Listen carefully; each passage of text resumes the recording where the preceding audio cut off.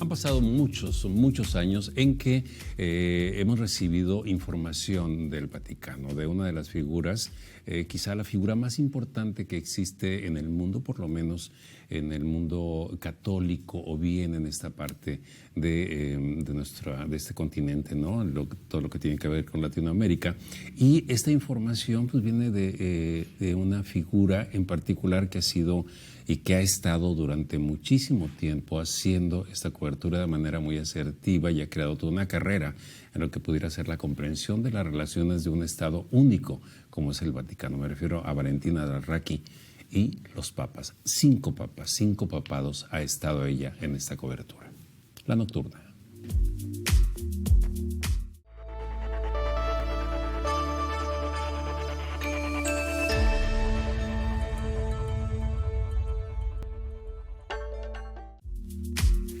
Valentina Larraqui, te doy la bienvenida. Muchísimas gracias que estás con nosotros.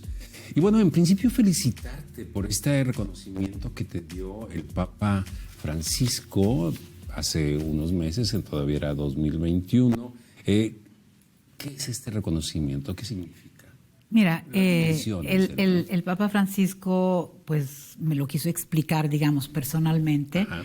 Con un previo a la ceremonia pública que se pudo ver en la tele, y fue sentarse en la mesa donde el Papa recibe a los jefes de Estado y de Gobierno. ¿Así? Que yo en mi vida, en su estudio privado, en mi vida habría imaginado... Y vamos que llevas toda una vida ahí en el Vaticano. Nunca me habría imaginado el Papa sentado de un lado y yo y mi compañero Phil Pulela, que también obtuvo esta condecoración de Reuters, que obtuvo esta condecoración también.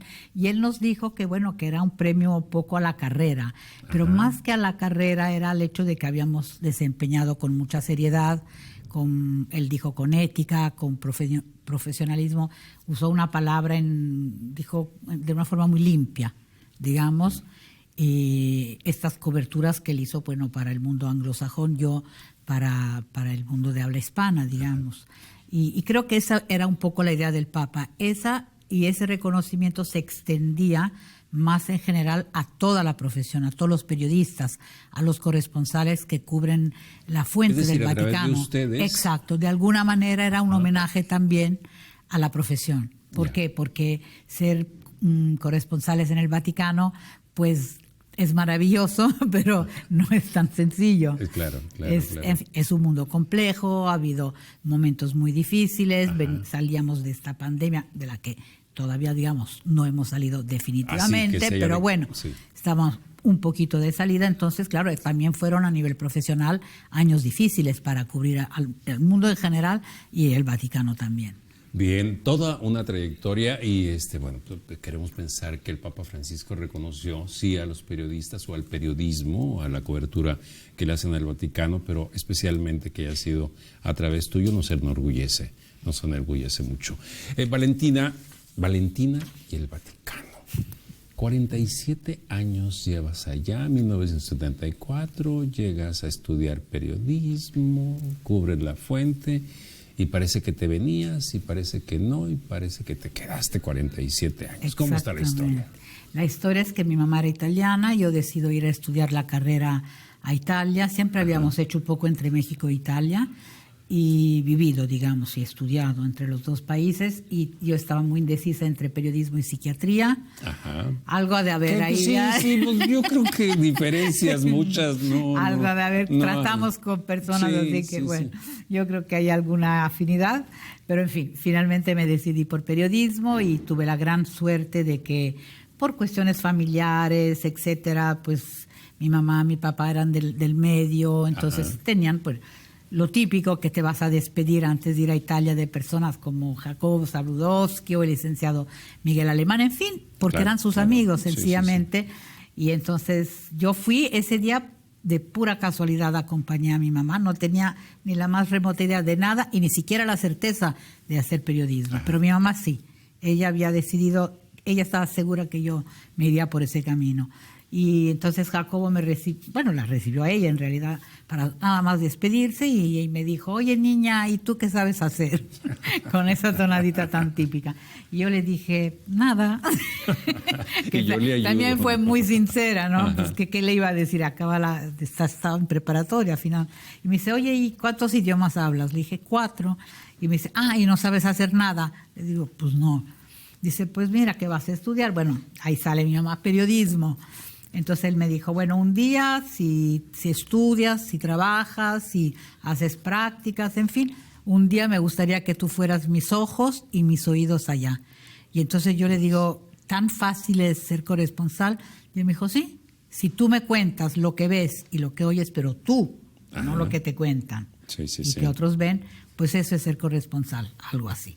Y era una gran lección de periodismo, finalmente. Y bueno, me regresé, empecé a estudiar, a hacer prácticas, venía a Televisa, trabajaba obviamente en todas mis vacaciones gratis, obviamente para aprender, y así poco a poco, todo muy poco a poco, hasta el año 78 cuando murió el Papa Pablo VI, yo me regresaba a México para otra carrera y iba a ser reportera en Televisa, y me regresaba el 10 de agosto del 78, el 6 muere el Papa Pablo VI, entonces mis jefes me pidieron que me quedara un mes más a hacer la cobertura. A la cobertura y vino Joaquín López Dóriga, que era el enviado especial estrella, yo era la niñita pues que ahí ayudaba con mi 500, mi cochecito, en fin, hablaba italiano y nada, y bueno, al mes, bueno, eligen luego a Juan Pablo I, al mes se muere a los 33 días se muere Juan Pablo I, ya eligen después a Juan Pablo II y en cuanto lo eligieron,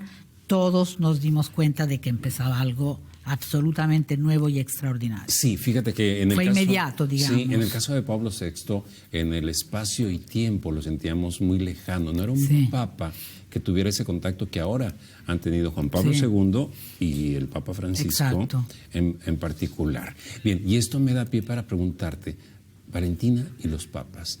Pablo VI, tal vez en aquellos primeros momentos... Muy prácticamente no lo conocí porque cuando yo empecé a cubrir el Vaticano él ya era muy anciano, estaba enfermo y no viajaba.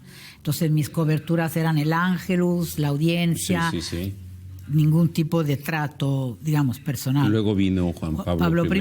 Lo vimos un momento rápido, convocó una audiencia para la prensa, entonces lo conocí, hasta le llevamos un árbol de la vida, un boleto facsímil Roma, México, Roma, porque ya había una invitación a Pablo VI para la conferencia del episcopado latinoamericano en Puebla, entonces le llevamos mis compañeros mexicanos y yo el facsímil y una artesanía muy bonita que teníamos uno de nosotros en casa, el árbol de la vida.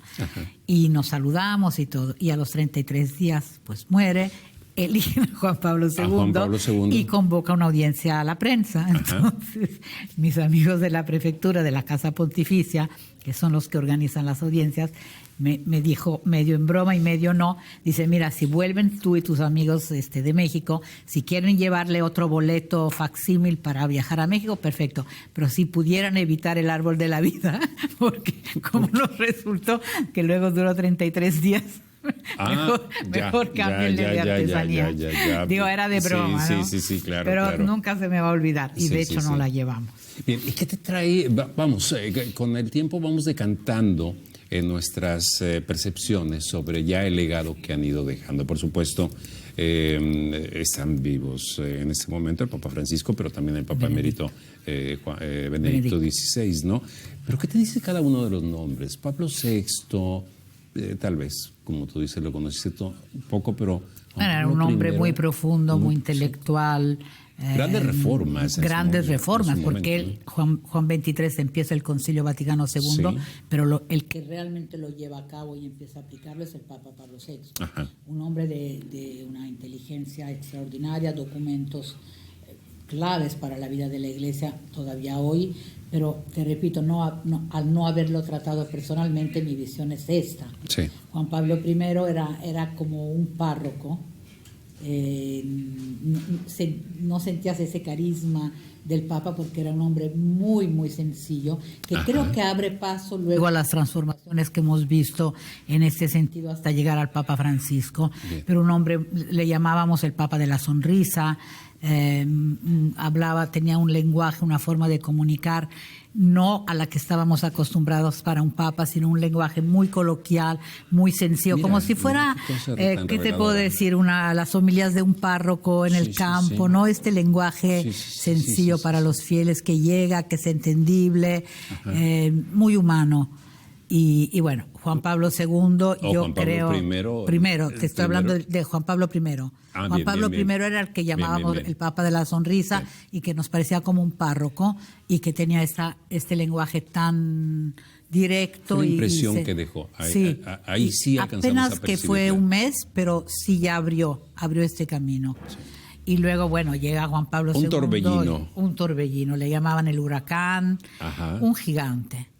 Porque yo creo, un hombre de 58 años, guapo, el primer italiano en siglos, hablaba idiomas, tenía muy carismático, había sido actor, había sido obrero, tenía un manejo un comunicador extraordinario. Es decir, cualquier persona, cualquier público, entre comillas, le pusieras enfrente, él conectaba inmediatamente. Tenía esa capacidad de... Y claro, al viajar con él, aparte que rompe con muchos esquemas, muchos tabúes del Vaticano, en su forma de ser, empiezas a viajar con él y te das cuenta que vas siguiendo a un líder no solo religioso, a un líder que llevaba política, diplomacia, que iba haciendo historia. ¿Cuántos viajes hiciste con él? Con él hice 100 de los 104 que él hizo. Pues prácticamente. Todos. Los que no hice fue por embarazo, digamos. Incluso volcaste cierta parte de tu vocación literaria en la figura de Juan Pablo II. Yo diría que casi toda.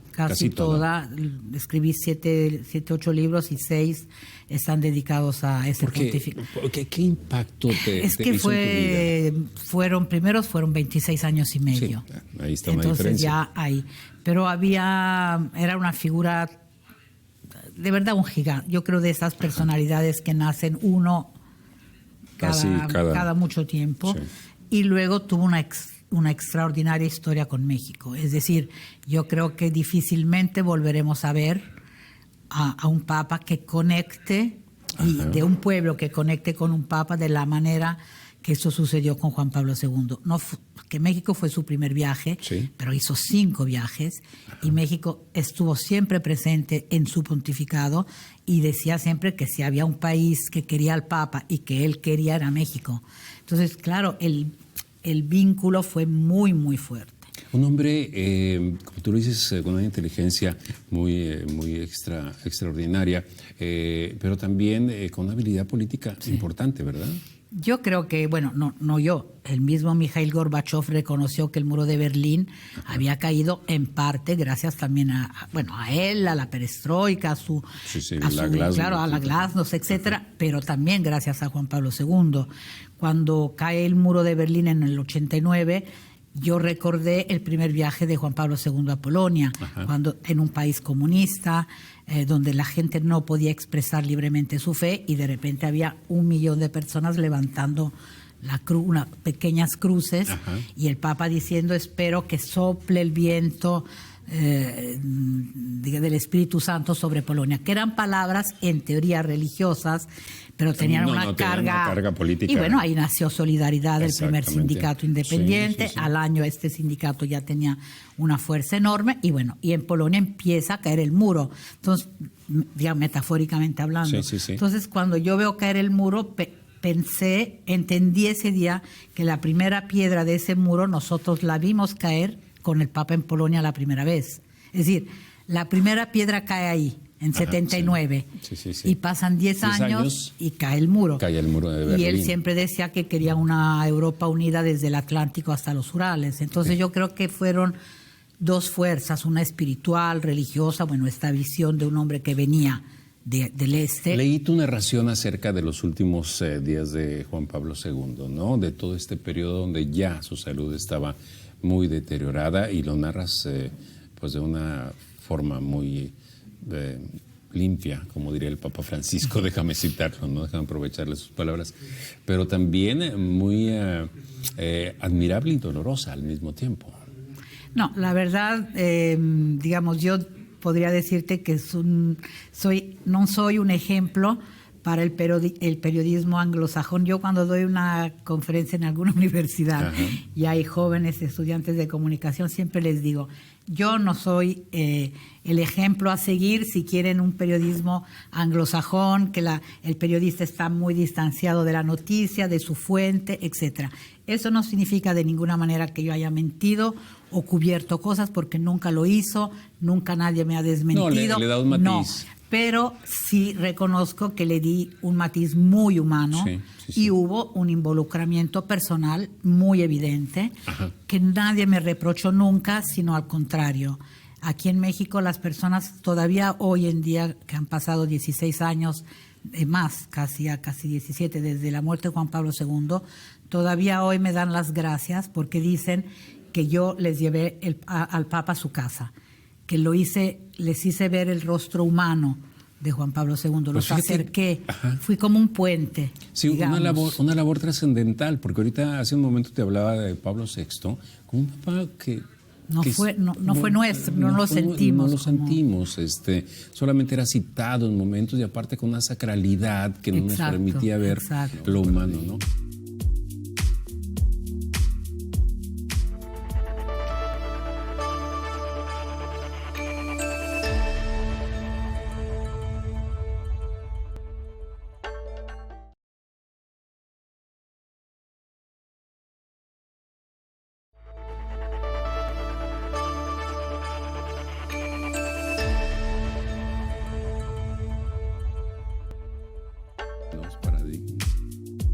Benedicto XVI. Mira, Benedicto XVI fue muy difícil para mí cubrirlo porque, para hacerte un ejemplo que no quiere ser irrespetuoso de ninguna manera, pero para que entiendas, es como si se muere tu papá y de repente tu mamá te presenta a tu padrastro. Un poco para ese era mi sentimiento personal.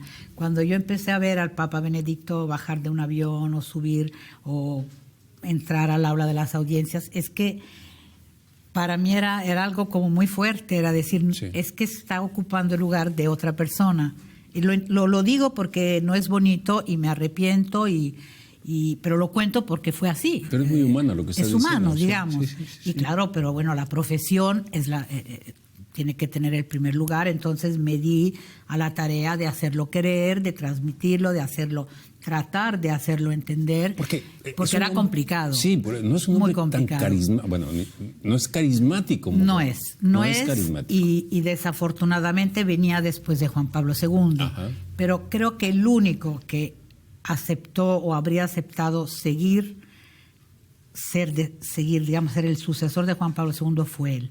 Porque tiene una grandeza intelectual, espiritual, teológica tan elevada que creo que era el único capaz de asumir ese legado y con la conciencia, una veneración impresionante hacia Juan Pablo II, porque cada año celebraba el aniversario de su muerte y cada homilía es más bonita que la anterior.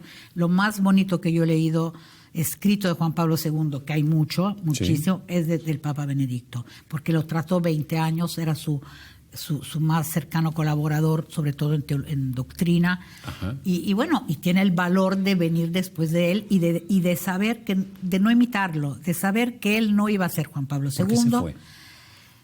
Porque se dio cuenta, lo dejaron solo, no tenía ya la fuerza física, espiritual de llevar esas riendas de una iglesia que al final del pontificado de Juan Pablo II y sobre todo con él empiezan a estallar todos los escándalos de pedofilia, muy anteriores obviamente a ambos, pero llevan 70 años. Pero claro, décadas, pero le estallan muy al final de la vida de Juan Pablo II, el caso norteamericano, y luego ya todo lo demás, sobre todo al Papa Benedicto XVI y luego al Papa Francisco. Entonces, él vino a México. Creo que fue la última noche, se cayó en la residencia Miraflores en el baño. Lo encontraron todo un corte muy grande. No se supo en su momento, pero resulta que al año siguiente iba a haber la Jornada Mundial de la Juventud en Brasil. Entonces el Papa Benedicto ya se dio cuenta de que pues, se había caído otra vez, se había golpeado, en fin, se dio cuenta que sus capacidades físicas pues venían, ya era un hombre anciano, su salud no estaba tan bien, intelectualmente está perfecto, pero más esa soledad. Su mismo mayordomo le robó los documentos de su mesa, había pues, como diríamos nosotros, grilla dentro del Vaticano, en fin. Entonces yo creo que en su momento no lo entendí, porque yo tenía el modelo de Juan Pablo II que decía: Jesús no se ha bajado de la cruz, yo no me voy a bajar, Dios me puso aquí, Dios me va a quitar cuando quiera. Entonces yo tenía este ejemplo como muy místico, porque Juan Pablo II era un hombre de acción, pero al mismo tiempo era un hombre profundamente místico. Y entonces yo creo que pues Benedicto XVI había visto el final de Juan Pablo II, la manera en la que obviamente en los últimos meses no era él el que gobernaba, por lo tanto mal gobernaban sus colaboradores, lo que pasa a veces, ¿no? En un final de pontificado, y yo creo que todo eso también pesó en su decisión, y dijo: no puede haber una jornada mundial de la juventud sin un papa, yo no puedo ir a Brasil, no me siento capacitado para ir a Brasil, más todo lo que te digo. Dijo: bueno, mejor que venga otra persona que sí, con todas las capacidades físicas, espirituales, etcétera, para tomar en sus riendas este barco que está... Aspecto que ha repetido el Papa Francisco, ¿no? Y ya, bueno, llega el Papa Francisco, claro, un Papa latinoamericano, con todo otro estilo. Exacto. ¿Qué impresión? Bueno, no qué impresión, ¿qué has percibido del Papa Francisco? Porque, ¿sabes que tenemos la sensación de que estamos ante una figura que es mucho más cercana a nosotros en cuanto a su lenguaje, su concepto, su comprensión del mundo, el cómo entra a algunos temas que anteriormente pareciera que estaban muy administrados en cuanto a abordarlo, ¿no? Pero totalmente. Tú nos dices. Mira, yo creo que fue cuando lo eligen, mi sensación fue como si se destapara un poco una olla a presión, ¿sabes?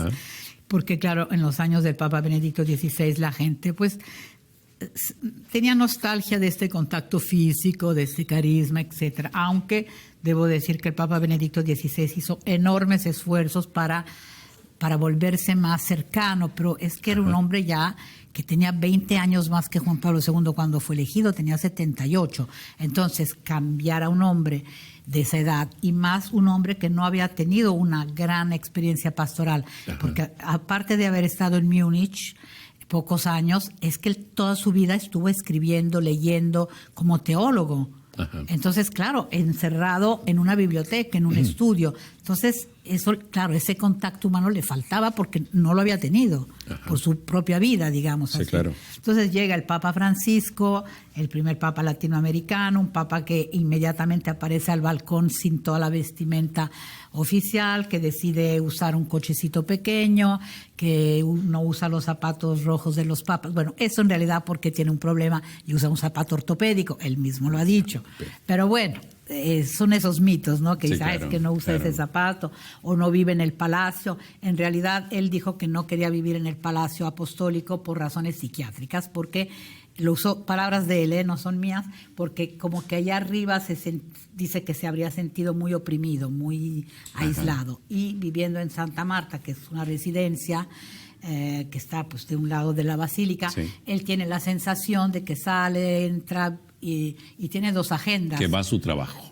Sí, pero en la mañana tiene una agenda oficial que está en el boletín de la sala de prensa, y por la tarde tiene otra totalmente que él lleva.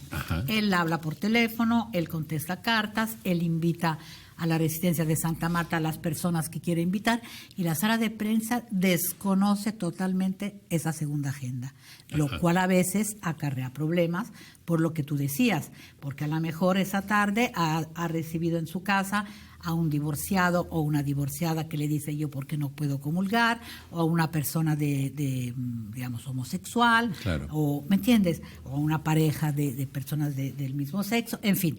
Entonces, estas personas no tienen la discreción de salir de ahí y quedarse calladas. Obviamente salen y dicen, pues es que el Papa me bendijo, el Papa me dijo que para Dios yo estoy bien y así, Dios me ama igual, y yo sí puedo comulgar, en fin.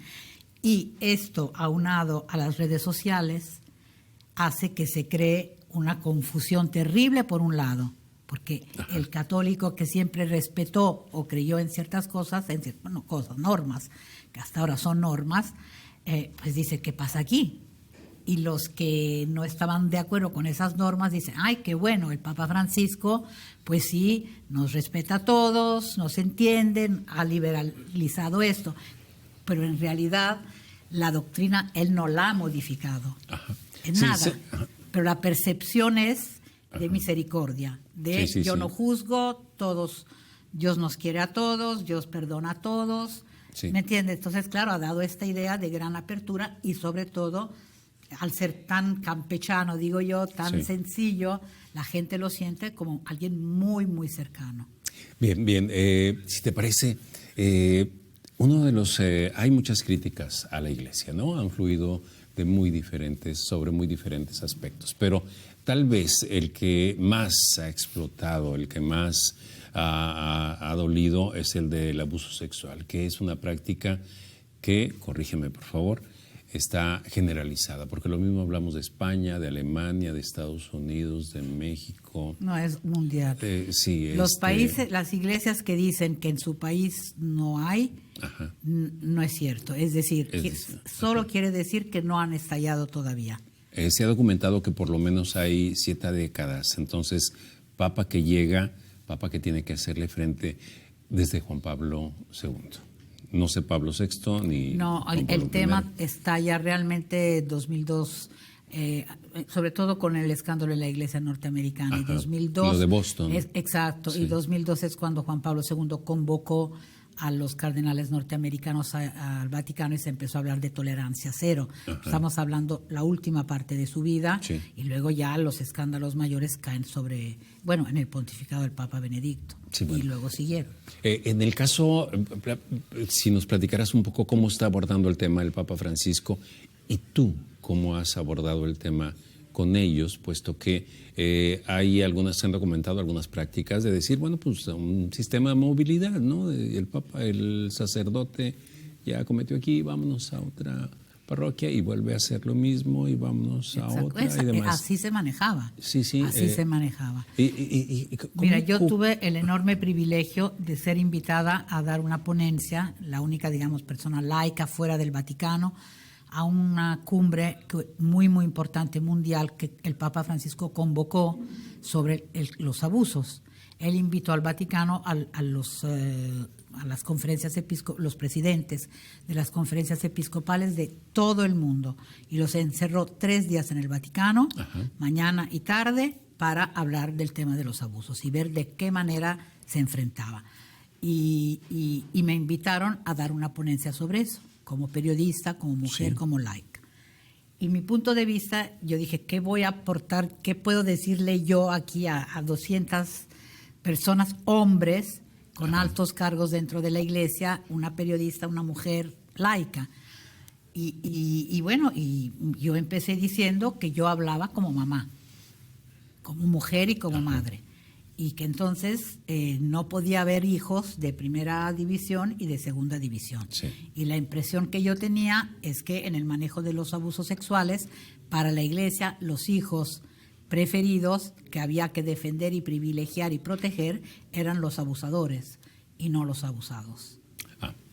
Que es la verdad. Sí, por supuesto. Decir, había que proteger la institución, había que proteger al hijo que había abusado, se le desplazaba, no se hablaba y la cosa más terrible es que no se escuchaban las víctimas. Pero además de ser un abuso en el más estricto sentido de la palabra sexual, era un abuso de poder. Es lo que el Papa Francisco empezó a decir, que se trataba de un abuso sexual y de poder, porque hay mucha manipulación. Es decir, supuesto. Estamos hablando casi siempre de personas que influyen en ti, que tienen un poder porque son mayores, porque tienen un cargo más alto, tú eres a lo mejor un joven seminarista o eres el niño que tus papás le confían a un párroco Mira, esto sucede en todos los ámbitos de la sociedad, por supuesto, y lo sabemos, en el deporte, en las familias mismas. Bueno, lo que pasa es que eso no puede servir para disculpar a la iglesia, porque por supuesto, sí. Pues que el sacerdote pues es representante de Dios. En fin, claro,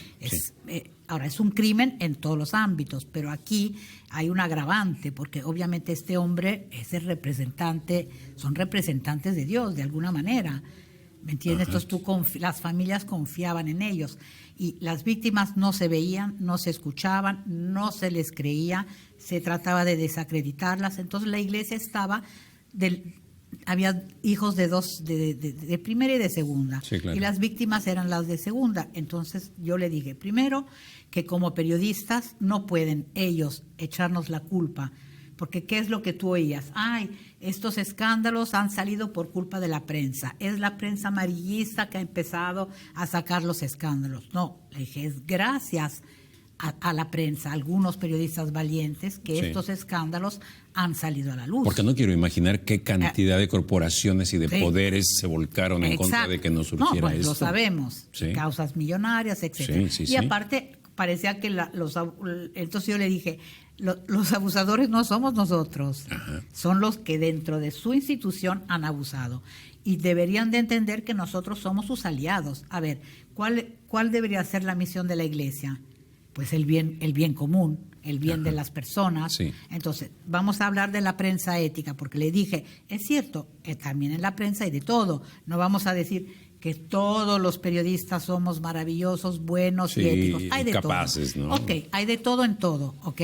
Pero vamos a suponer que estamos hablando de una prensa responsable, ética, sana. Pues le digo, si ustedes colaboran, seremos sus principales aliados en descubrir la manzana podrida. Por supuesto. Si ustedes no lo quieren hacer y quieren tapar el cielo con un dedo, pues vamos a tener que ser sus peores enemigos. Déjame preguntarte algo. El caso más evidente, el caso que estaba ahí tan a la vista, puesto que no era un sacerdote de una parroquia, era toda una figura de la religión en México, el padre Maciel. Y eso, bueno, que muchos conoceremos la historia, pero eso me lleva a, digamos, la forma de hacer justicia de Benedicto XVI, llevándolo a Roma, etcétera, etcétera. ¿Qué se debió haber hecho en ese momento? ¿Qué opinas tú? O sobre todo los curas. Yo creo el problema que yo veo en el caso Maciel, porque me tocó vivirlo. No desde el principio, obviamente, desde cuando ya empezaron, las acusaciones empezaron a finales de los 90 aquí en México. Ajá. Eran acusaciones que no se querían creer. Aquí la gente que llevaba a sus hijos a las escuelas de los legionarios, las familias mismas que apoyaban a los legionarios negaban rotundamente que esto pudiera ser cierto. Sí, sí, ¿por qué? Porque era una figura que gozaba de una credibilidad, bueno, era como un candidato a la santidad en vida, sí, sí, nuestro padre, en fin, gozaba de una credibilidad y de una estima por parte, yo diría, de todo el país, pues es la verdad, es de empresarios, de padres eso, de familia, sí, de todo. Bueno, todo esto se pudo dar, yo creo, por unas ciertas reglas mal hechas dentro de la misma congregación, porque existía el cuarto voto, existía el silencio, era una persona incuestionable, no había ningún tipo de control, porque si no, no habría podido tener 3 pasaportes, 4 identidades, ajá, esposas, hijos, sí, etcétera, sí. etcétera. Lo que se vino a saber mucho más tarde, después del... Pero justicia como cualquiera o justicia pues del Vaticano. La Iglesia, digamos, en el caso del Papa Benedicto XVI consideró que era un hombre que ya tenía mucha edad, un hombre que ya estaba enfermo, sí, se le pide mandarlo a retirar, que se retirara sí, digamos, en oración y no ya oficiar en público, etcétera, etcétera, que también fue cuestionada como medida, como tú bien dices. Pero lo que yo viví en el Vaticano es que detrás de todo esto, de todo lo que él hizo, también había una red muy importante de corrupción. Debe haber sido. De corrupción y de dinero, y de cheques, y de regalos, y de favores, y de privilegios, que desafortunadamente sí se vivía también en el Vaticano. Bien, es muy amplio. No es solo, digamos, la gravedad de todo lo que sucedió, pero también lo podrido y eso también lo dije en mi ponencia, no Ajá. es que no lo dije. Es decir, muchas veces detrás de todas estas situaciones hay mucho dinero, hay mucho podrido. Y Por de hecho el supuesto. Papa Benedicto XVI, cuando todavía no era Papa, en los últimos días de Juan Pablo II, que Juan Pablo le dijo que él hiciera el Via Crucis, el último Via Crucis, fue cuando el cardenal Ratzinger dijo, la barca de la iglesia se hunde por la podredumbre, por la suciedad que hay dentro de la iglesia. No, y Francisco ha dicho, Entonces, el demonio entra por el bolsillo, ¿no? Exacto. Sí. Entonces es muchas cuestiones juntas, Sí. digamos. Finalmente, Valentina, los nuevos retos de la Iglesia. Hace un momento citaba la doble agenda de Francisco, del Papa Francisco. Decías, en la mañana una agenda oficial y en la tarde no sabemos si ve a una pareja que, porque están divorciados, no pueden casarse nuevamente por la Iglesia, una pareja del mismo sexo, a un homosexual, Sí. y demás, ¿no? Estos nuevos retos que harían que la Iglesia, la mujer claro, en la Iglesia, que harían que la Iglesia se adecuara a los tiempos, no decir se modernizara, no, se adecuara a los nuevos tiempos. ¿Cómo lo sientes? Porque además está sínodo, ¿cómo lo llaman? El sínodo de la sínodo de la sinodalidad. De la sinodalidad, sí, que nadie ¿no? entiende, es muy complicado. No, pero bueno, sí. pero es esta como hacer una consulta, como un referéndum, digamos así. Te llegan, es un cuestionario muy amplio que se envía a todas las iglesias a sus fieles, etcétera, un poco para recoger, digamos, claro, todas las inquietudes de la gente. Lo que pasa ahí es un tema hay varios temas de doctrina, en el sentido, o de catecismo, y un papa, pues, o le metes mano modificando esa doctrina, pero ¿me entiendes? Si para la Iglesia el matrimonio es entre un hombre y el matrimonio católico religioso, sí, por supuesto, es entre un hombre y una mujer abierto a la procreación, es una norma. A ver, ¿me entiendes lo que te quiero decir? Sí. Tendrías que cambiar esa norma, o como es la de la indisolubilidad del matrimonio, o la homosexualidad. La homosexualidad, en el Catecismo de la Iglesia Universal, te dicen que la Iglesia respeta totalmente el homosexual, pero siempre y cuando el homosexual no ejerza como homosexual. ¿Me entiendes lo que te quiero decir? Un casto, digamos, que viva en castidad. Ok, suponemos que esto es utópico. Sí, pensar que una pareja o una, en fin, que tiene tendencias diferentes o son del mismo sexo, pues nadie ejerza nada. ¿Me entiendes lo que te quiero decir? Entonces, el catecismo te dice eso, entonces lo tienen que cambiar. A ver, porque el Papa, la Iglesia, cree que está bien que haya, digamos, que las convivencias civiles, que los homosexuales que viven juntos tengan derechos. Es decir, la Iglesia, él lo apoyaba en Argentina. Pero eso no quiere decir que la Iglesia lo apoye, porque en teoría no deberían de vivir juntos, o si vivieran juntos tendrían que vivir en castidad. Como los divorciados vueltos a casar. Sí. No hay ninguna posibilidad de que el Papa Francisco no alcance a ver. Yo no lo veo. Bueno, yo creo que habría una gran oposición, y en el caso de la mujer, una gran oposición. Bueno, hay una gran oposición. ¿Y en el caso de la mujer? Mira, la mujer a nivel, digamos, si me la pregunta es, ¿puede haber mujeres sacerdotes? No, porque ese tema fue tajantemente cerrado por Juan Pablo II, como decisión de papa, digamos así, es magisterio papal. Entonces debería de llegar un papa que modifique lo que otro papa dijo e hizo. Y aparte ellos te dicen que bueno, que Jesús escogió a 12 apóstoles hombres, aunque luego uno rebata que eran otros tiempos, que el rol de la mujer ha cambiado. Entonces la idea es darle dignidad a la mujer, que la mujer ocupe cargos cada vez más importantes o de responsabilidad dentro de la Iglesia, que es cierto hasta cierto punto. El Papa hay más mujeres hoy a nivel de número 2, por decirte algo, de dicasterios, o a lo mejor un número 1, pero claro, estamos hablando siempre de mujeres que están por debajo de cardenales, arzobispos, en fin. Por supuesto. Aunque haya aumentado el número de las mujeres que están dentro del Vaticano. Bien, Valentina Lazraqui, 47 años en el Vaticano. ¿Cuántos más? A ver, ¿cuántos papas más? No. Qué bueno, pero no. Espero larga vida para ellos y que y yo me jubile. Larga vida para ti, ¿no? No.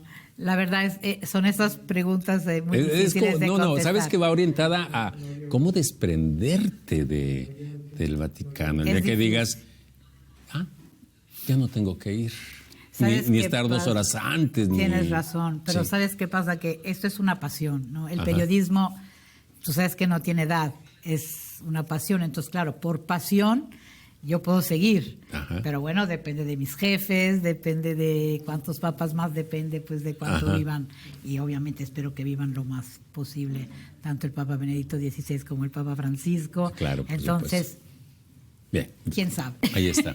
Valentina, te agradecemos muchísimo que hayas estado con nosotros. Te manifestamos nuestra admiración, por supuesto, porque como referente periodístico lo eres, y ahí está. También esta actitud periodística que has tomado, tan humana, sobre un aspecto que en su momento creo que llega un tiempo de cambio para la cercanía de los papas con nosotros, junto con tu relatoría desde el Vaticano. Así que muchísimas gracias. No, al contrario, gracias a ti por recibirme, a todo el auditorio. A usted muchas gracias que estuvo con nosotros en La Nocturna. Valentina Alarraqui.